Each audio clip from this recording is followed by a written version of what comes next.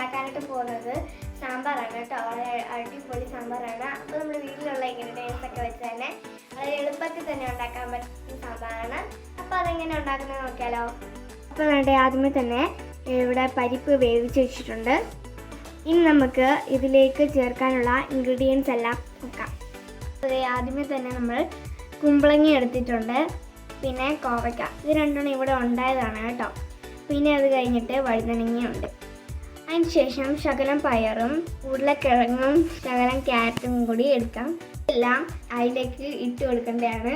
അടുത്തായിട്ട് നമുക്ക് 1 ഗ്ലാസ് വെള്ളം ഇതിലേക്ക് ചേർത്ത് കൊടുക്കാവേ. ഇനി 1 സ്പൂൺ ഉലുവയും കൂടി ഇട്ട് കൊടുക്കാം.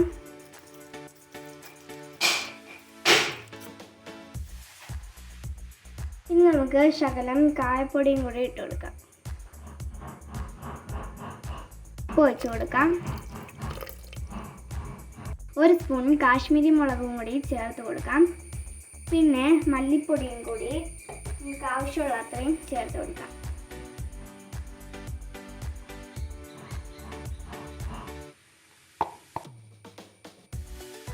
ഇനി 1 സ്പൂണോളം മഞ്ഞൾപ്പൊടിയും കൂടി ഇട്ട് കൊടുക്കാം. ഇതൊന്ന് അടച്ചു വെച്ചിട്ട് 4 വിസിൽ വരുമ്പോഴത്തേക്കിനും ഇതൊന്ന് ഓഫ് ചെയ്യാവേ. ഒന്ന് അടുപ്പ് കത്തിക്കാം. അതിലേക്ക് നമുക്ക് എണ്ണ ഒഴിച്ച് കൊടുക്കാം.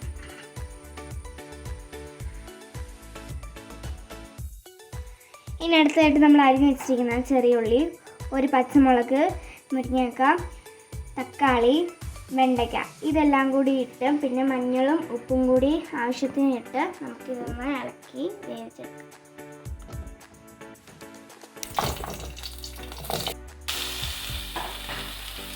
നമ്മൾ മഞ്ഞളും ഉപ്പൊക്കെ ഇട്ടു. ഇനി നമുക്കൊന്ന് ഇളക്കിയെടുക്കാം. പിന്നെ ഇതിലേക്ക് ശകലം പുളി വെള്ളം കൂടെ ഒഴിച്ച് കൊടുക്കാം. അപ്പോൾ ഞാൻ ഇതിൽ 4 വിസിലടിച്ചപ്പോൾ തന്നെ എല്ലാ പച്ചക്കറികളും നല്ലപോലെ വെന്ത് വന്നിട്ടുണ്ട്. ഇനി നമ്മൾ നേരത്തെ ചെയ്ത് വെച്ചിരുന്ന പച്ചക്കറികളെ ഇതിലേക്ക് ചേർത്ത് കൊടുക്കാം.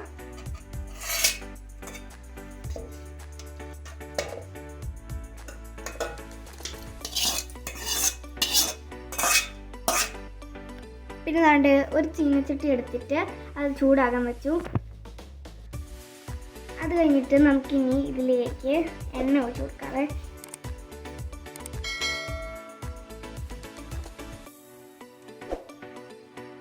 അതിന് ശേഷം നമുക്ക് ഇച്ചിരി കടുകും കൂടി ഇതിലേക്ക് ഇട്ട് കൊടുക്കാം.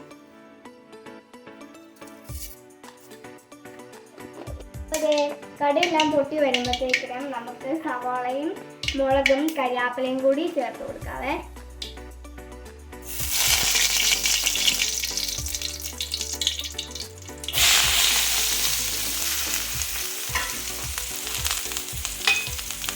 ഇനി നമ്മൾ നല്ലപോലെ ഒന്ന് ഇളക്കി കൊടുക്കാം.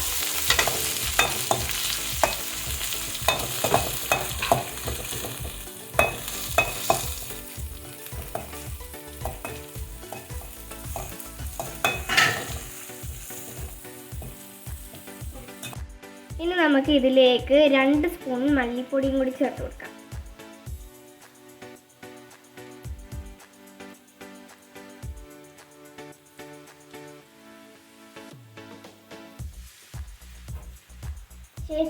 അതിനുശേഷം 2 സ്പൂണോളം സാമ്പാർ പൊടിയും കൂടി ചേർത്ത് കൊടുക്കാം.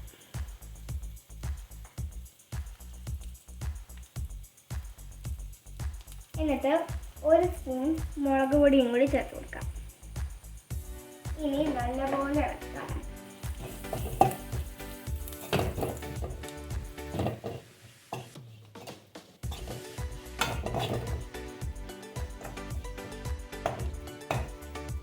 ഇതിൻ്റെ പച്ചമണം എല്ലാം പോയി കഴിഞ്ഞിട്ട് നമ്മുടെ സാമ്പാറിലോട്ട് ഇത് വേവിച്ച് വെച്ച സാമ്പാറിലോട്ട് ഇത് ചേർത്ത് കൊടുക്കാം.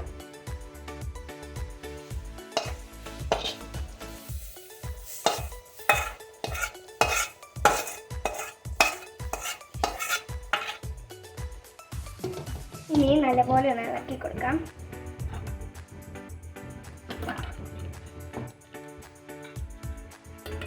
അതിനുശേഷം നമുക്ക് ഇതൊന്ന് അടച്ചു കൊടുക്കാവേ.